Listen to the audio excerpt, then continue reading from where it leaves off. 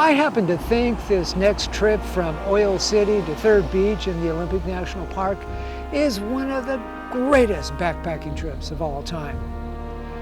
True, my opinion is colored by the fact this was also one of my first trips that I did without adult supervision. Just the same, it is one of the greatest backpacking trips of all time, and I'm going to prove it.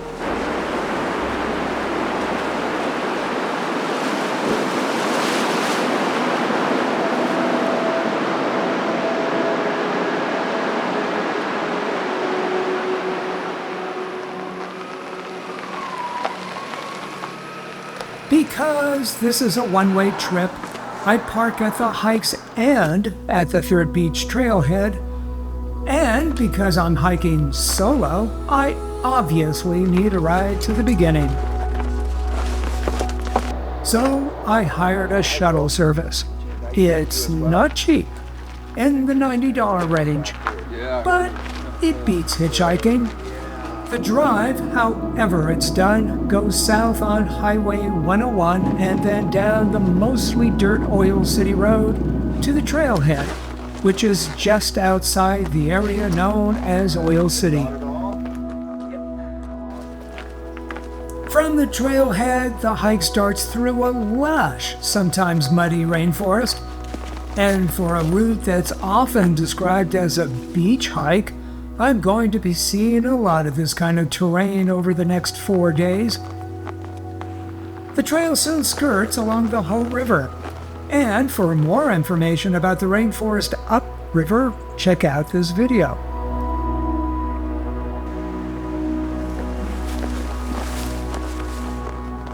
Among the early obstacles, climbing over logs, most of the time in the form of driftwood. The trail disappears at the beach where the route comes out near the mouth of the Hoh River.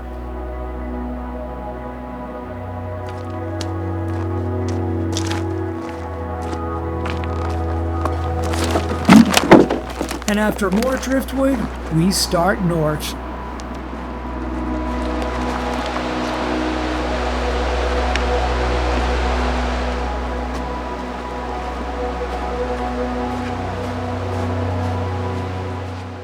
Allow me a moment of sentimentality here. I last did this trip in high school with 3 friends, and it was one of the great experiences of my then young hiking career. We knew little about backpacking, or for that matter, what to expect other than what we could glean from maps. Somehow, we survived. I've hiked about 1.5 miles from the trailhead. Now it's time to round Diamond Rock. Problem is, that has to be done during low tide, which was 8:30 this morning, and high tide is 3 o'clock. So that's more or less perfect timing, but cutting it a little close. Now, if this was high tide or a storm, this would be impassable, which is a good lesson about hiking along the coast. The tide table rules everything, so don't forget to bring one. It's easily downloadable on the internet. The beach disappears under all the boulders. It helps to have good balance. With a whopping 45-pound pack, I'm limited in my ability to literally hop from rock to rock. So, no speedy acrobatics here. However, it's clear the tide is coming in and I can't dawdle. Then, sort of like a false summit on a peak, there's a sand beach. Nope, not done with rocks yet. All along, I'm conscious of how I'm hiking solo, and I really don't want to fall and bash bone. At the best, going around Diamond Rock is tedious, but fortunately doesn't last any more than, say, 45 minutes before the beach appears again.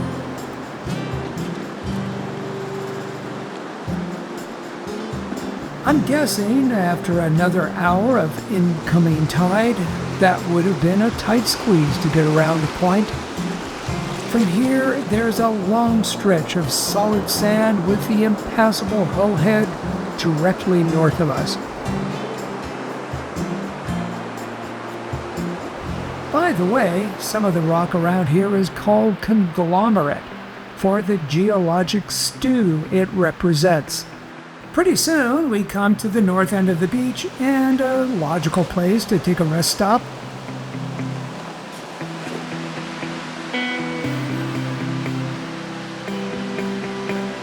The next obstacle is going up and over Hoh Head.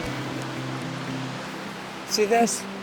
Hand over hand up this little stairway. Now, I guess if you failed PE rope climbing, you might be a little concerned, but no, it really isn't that bad.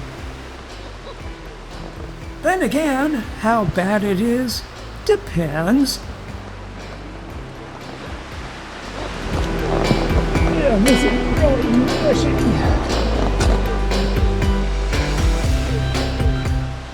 I promise not to complain about my path too much, but hauling it up this steep bluff feels next to heroic. And another one.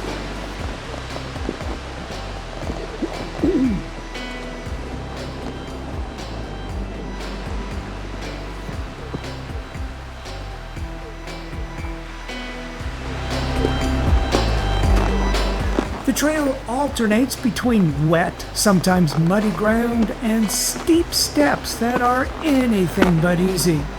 Personally, I find the rope ladders the most precarious and warrant a lot of careful stepping.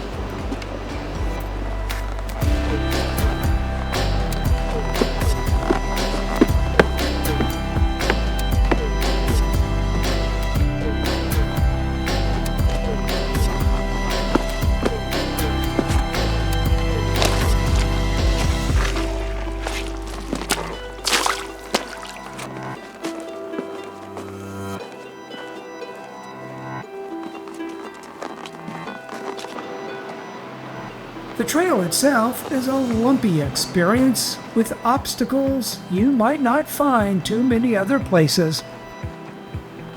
Finally, after finishing off about 6 miles for the day, that feels like a lot more, the trail ejects me off Hoh Head and down to Mosquito Creek. My camp for the night.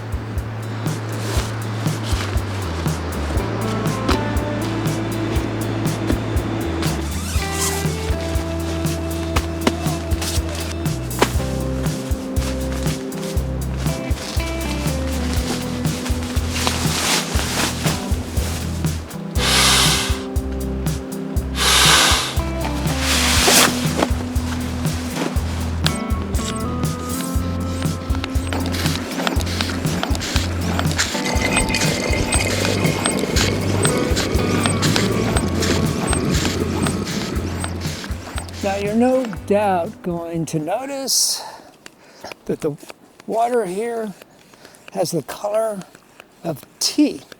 That is from tannins that have leached out of leaves in the water upstream. Probably rotting leaves. Not very appetizing. But it's not dangerous. It's not going to hurt you. However, the reason I'm filtering this is that the Park Service really hammers home the point that there could be this little bug known as giardia in the water, and that can hurt you. The tricky thing about giardia is that you could drink this water and feel fine and think, what does the Park Service know about dirty water? And then a month later, the giardia hits you and you have no idea what caused it. It's hard to treat if you don't know what it is. So I filter the water.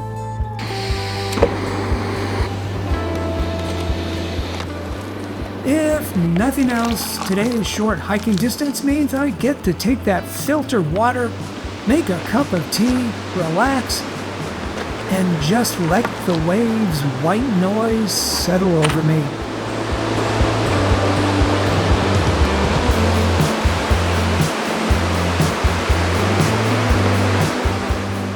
More memories from the past. There used to be a shelter somewhere back here. It was built in 1962. I slept in it twice. Once during a rainstorm. It wasn't so bad. Yeah, except for the mice scampering all over me during the night. Perhaps for that reason, or just to preserve a little bit more of the wilderness here. It was torn down in 1975. I don't really miss it. It was a nasty place.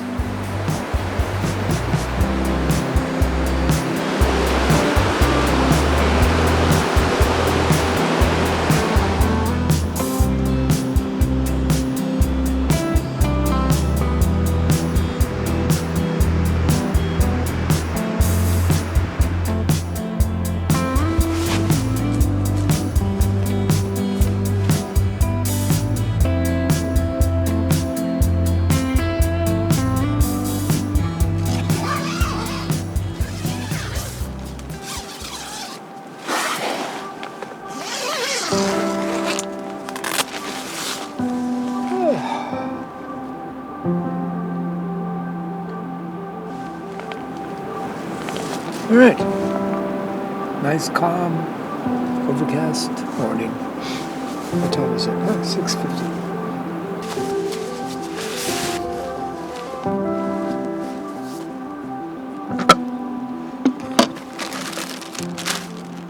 Now, I happen to think one of the lovelier aspects of camping along the beach is all the driftwood you have to work with, and drift trash. Here we have a table made out of logs and a piece of board that just happened to, I guess, fly overboard or get washed down something and into the ocean. Who knows where these logs came from. Anyway, makes for nice furniture.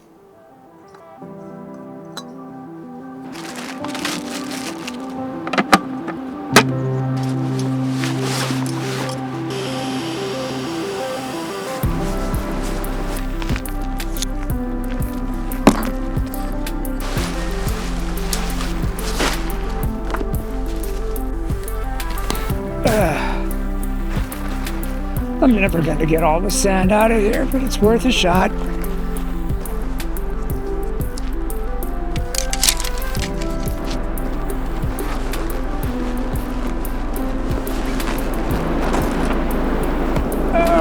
I don't think that got any lighter.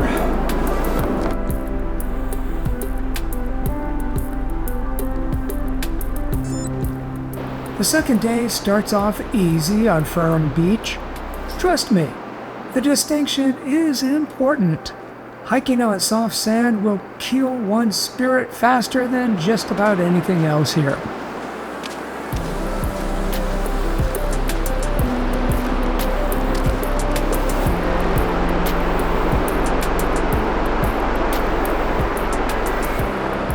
I'm trying to imagine the storm that brought this sucker all the way up to the top of the beach. It must have been scary. Well, anyway, today we really don't have to worry about the tide. The beach walk north of Mosquito Creek should be passable even during high tide.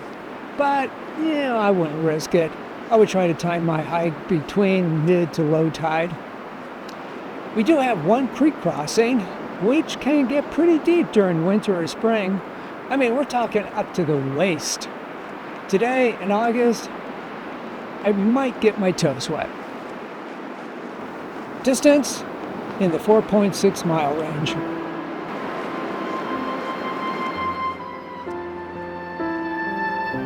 On this overcast morning, the hike is calm, even meditative.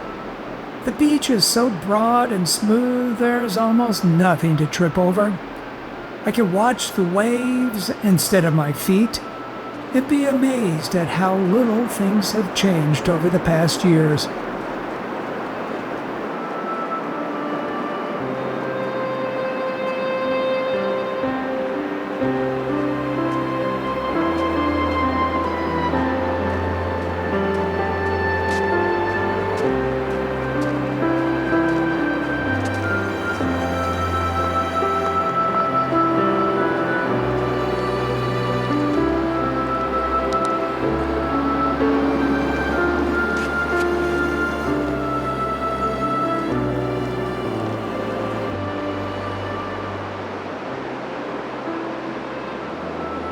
Now see that headland behind me?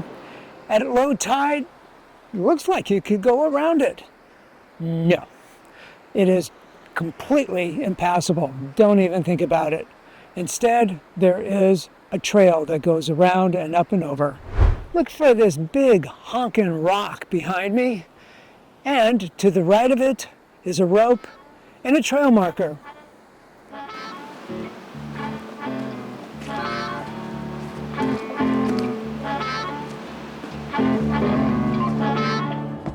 Yep, another rope-assisted climb. It's a short hand over hand to the trail, which at first seems far less grueling than my overland trip yesterday.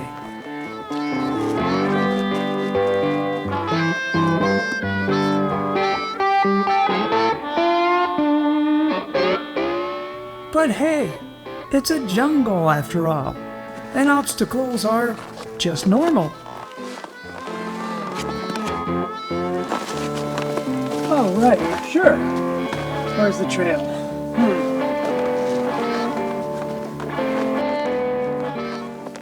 Among the challenges, Goodman Creek, which at times is far more challenging to cross than on this summer morning. That was slippery. For example, this minor moment of terror from my past.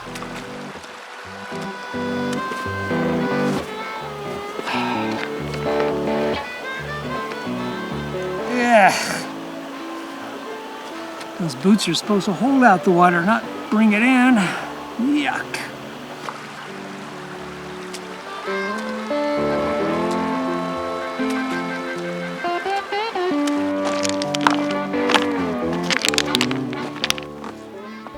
Did I mention I have a heavy pack?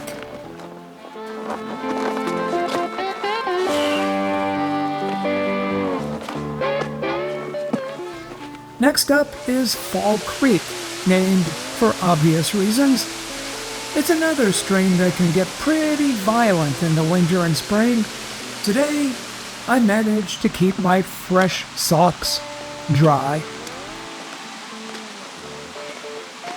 Pretty soon, there's a view of my camp for the night, Toliat Point, and the broad beach I have left to hike.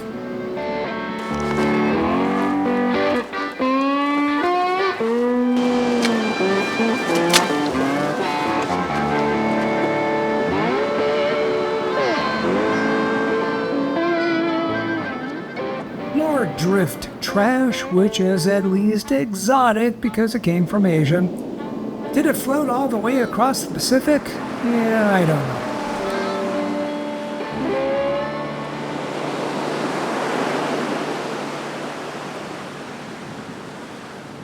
By the way, that foamy stuff is called spume. Just before I select my beach campsite, there's a crossing of Jackson Creek south of Toliat Point. There's usually a handy driftwood bridge deposited here courtesy of countless storms.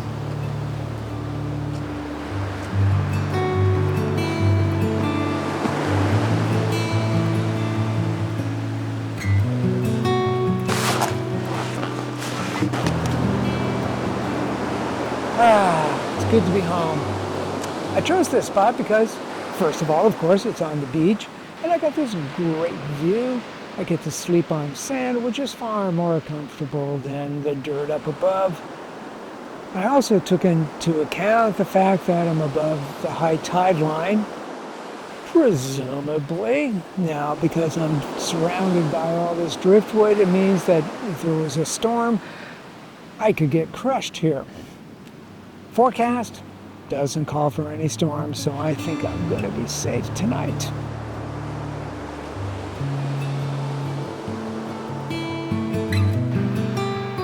Near here, there are buoys and the trees that signify a short trail to the local outhouse. As privvies go, it's not horrible, and it does have a view.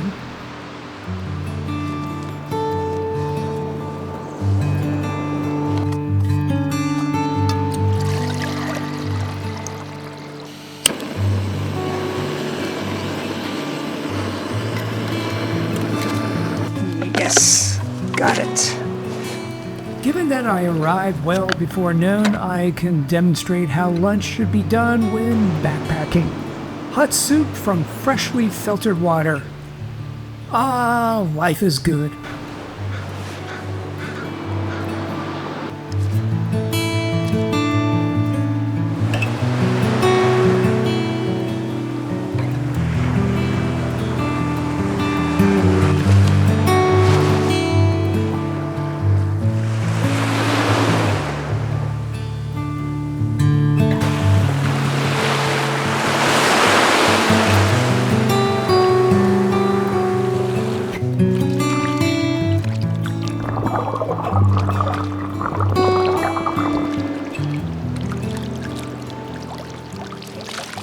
Toliad Point is an anglicized native name meaning hole in the rock place.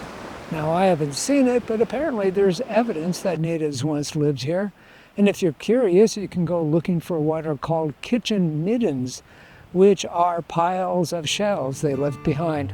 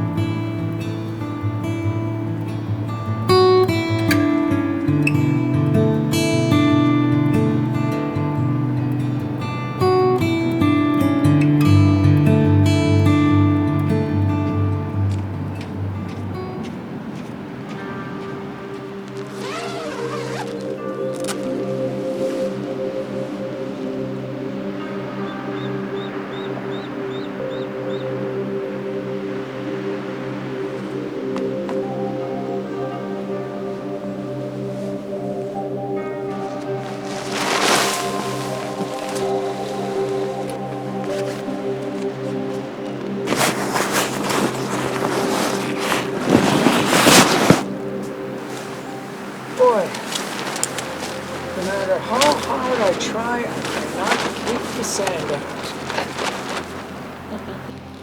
There's always one that just refuses to come apart.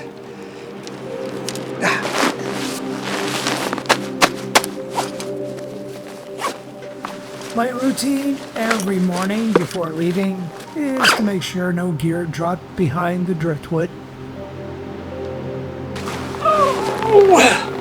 Still isn't any lighter. Must be all those memories I'm carrying. As for the weather, my attitude is better fog than a summer storm. And if I really want to rationalize, it makes for a great Modi video.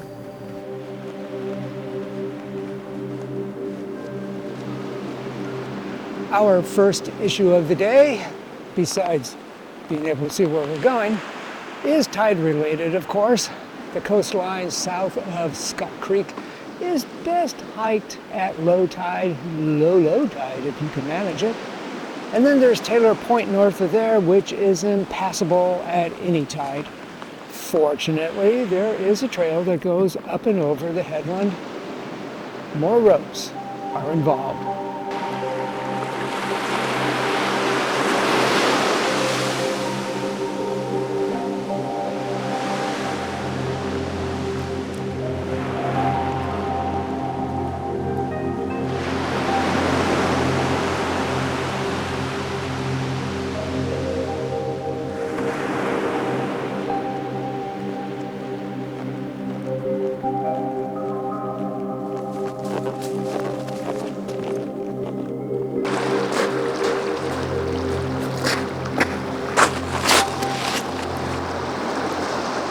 Now, since we can't see out there to the rocks in the ocean, which are known as sea stacks, I'm standing in front of this, I don't know, sea stack in training.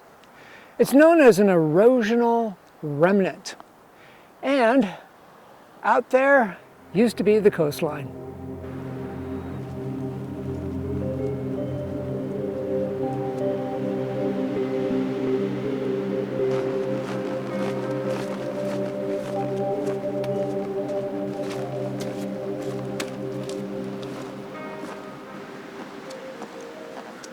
Now in the fog, we're missing another famous landmark, Giant's Graveyard. Now, that's a fanciful name to be sure, but a Spanish ship is believed to have been wrecked near here in the late 1700s. So, I don't know, maybe a graveyard for regular folk as well?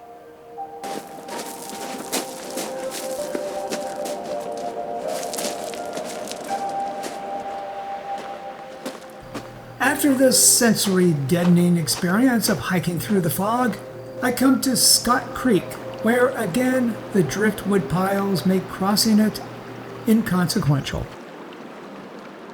Scott Creek was named for a homesteader who lived near here. As a matter of fact, there was a small community of settlers about the area in the late 1800s. My guess is living here got a bit rough given the climate, and they all left.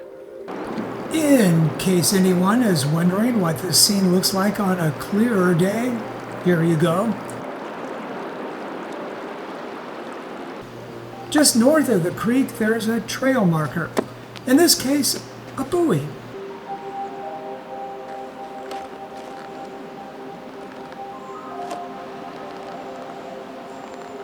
On this day, the trailhead is occupied by trash that had washed ashore and was then picked up. I won't speculate on its source, but surely whoever dumped it overboard could have done a better job of disposing it.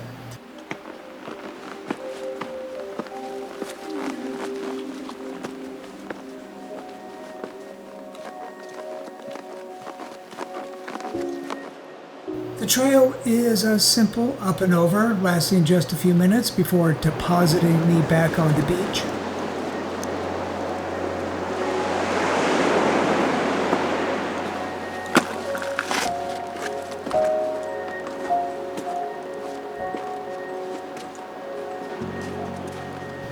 And then I start approaching Taylor Point, which is impassable and requires another overland trail. And once again, my rope skills are tested.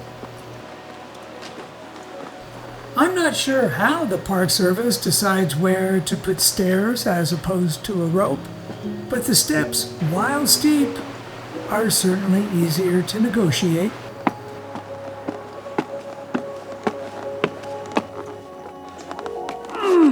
By the way, grunting is always acceptable when hiking. The route descends several sets of less than stable rope ladders where it might feel safer just to take the dirt option. Pack wants to throw me off.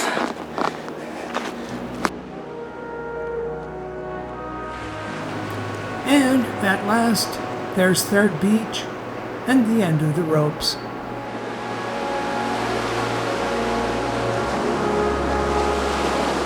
So now that I'm here at Third Beach, I have a decision to make. It's only roughly 2 miles back to my car, and it's early in the afternoon. What do? Do I just lay here in the sun for hours upon hours doing nothing? That sounds good. Or do I try to get a hotel room in Forks? Maybe even the Twilight themed room, who knows? Just watching the tide come in at the moment, and I'm just going back and forth. Kind of feel like I want a shower, kind of feel like I want a real meal, kind of feel like I want a real bed, kind of feel like I want to talk to my wife. That should have gone as the first thing on that list. Still can't make up my mind, so I wander down the beach, find a driftwood couch, and relax.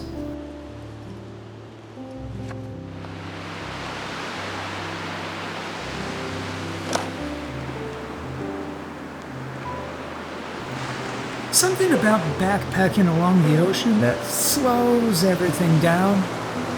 I internalize the movement of the waves where they almost synchronize with my heartbeats. I'm certain this is good for me in ways I'll never be able to explain.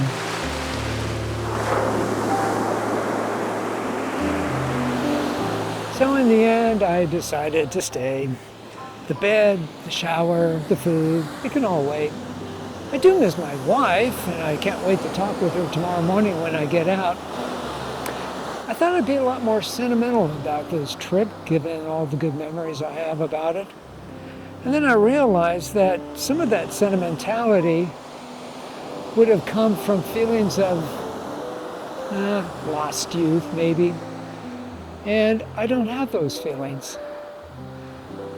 This has just been a good experience all around this time. And I'm going to have so many more experiences like this. There's so many places to go. In fact, I really don't feel like I need to visit this coastline anymore because there's new places for me to explore. I think it's time to just say goodbye to this place and go on from here. I'm happy. I'm content. I can't wait for the next adventure.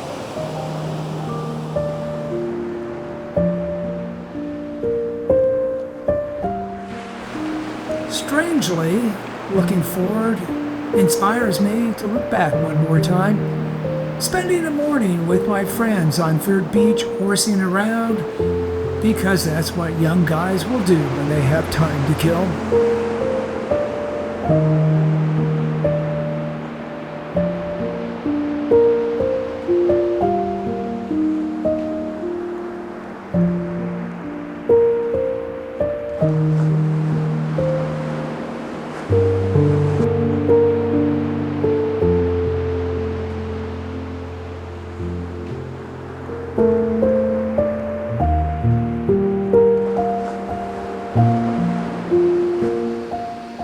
I managed to find a campsite near the trailhead where at sunset I'm able to look south to the Giant's Graveyard, that sea stack collection I missed earlier today.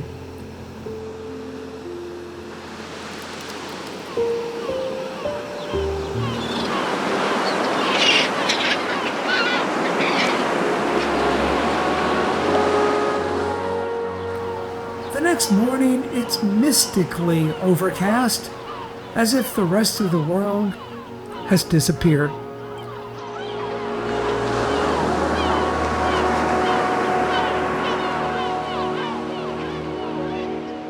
Then, reality. My tent is sopping wet with dew. Good thing I'm not feeling sentimental because the ocean won't allow it.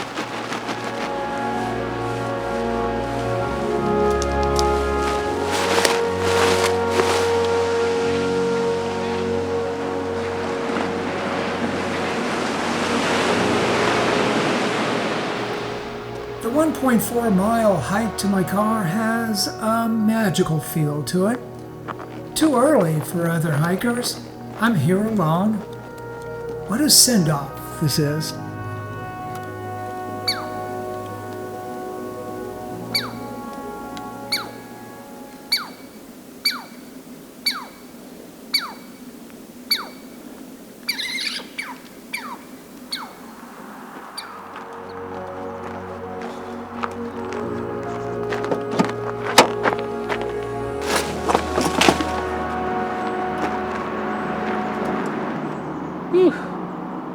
That was a good hike.